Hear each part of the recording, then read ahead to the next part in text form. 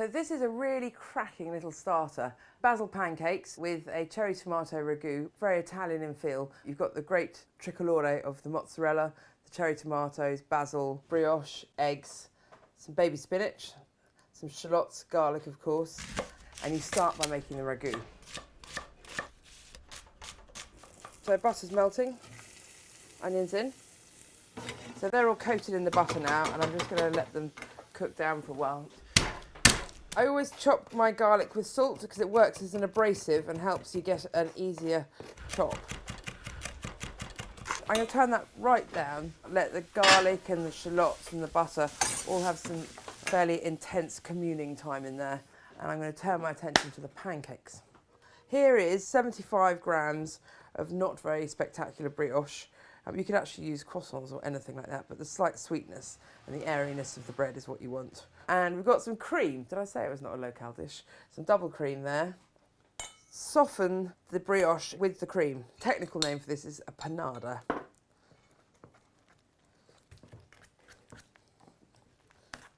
Right, and a couple of eggs.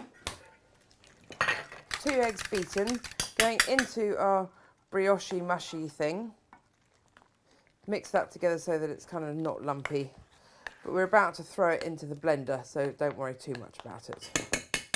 Our shallots are now smelling very nice indeed. You can see they've softened down. I'm now going to put in 220 ml of tomato juice.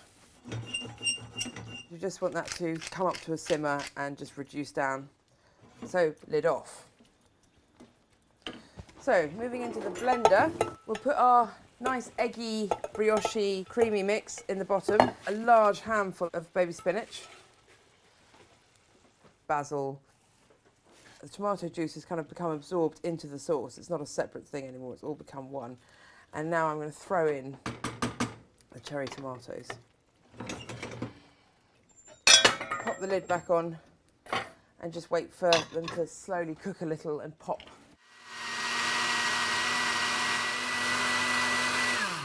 That's what we want to see. That's the base of the pancakes. So 40 grams of flour, just to bring it together. Sift it and fold it. It's all about the fluffy air. So there's our tomatoes, just beginning to soften. The tomatoes aren't so great at this time of year. It's a little late in the season, so I put a pinch of sugar in. When I do this in the height of summer, it doesn't need it, but that just needs a tiny bit of sugar. And also a bit of balsamic. And I don't really want that to reduce down a lot more, but I want the tomatoes to soften up. So, gentle stir and lid back on. So I think we're ready to make some pancakes. Nice good pancake pan on the front. We're going to cook them in a little bit of butter and also a little bit of olive oil, which just stops the butter from burning.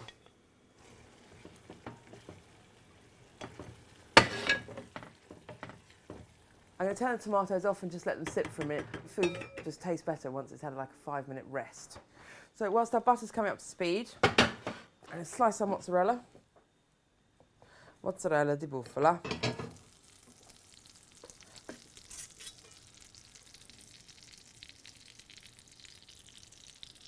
These don't take long at all. So you want them to be nice and gooey. 3 minutes on the first side and about 1.5 minutes on the second. Oh, look at that colour.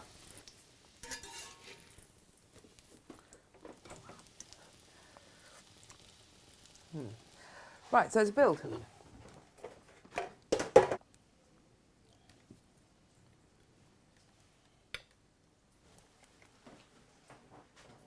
Rich, delicious, deep tomato sauce, fresh, light, green pancakes, and the mozzarella really is just the third musketeer.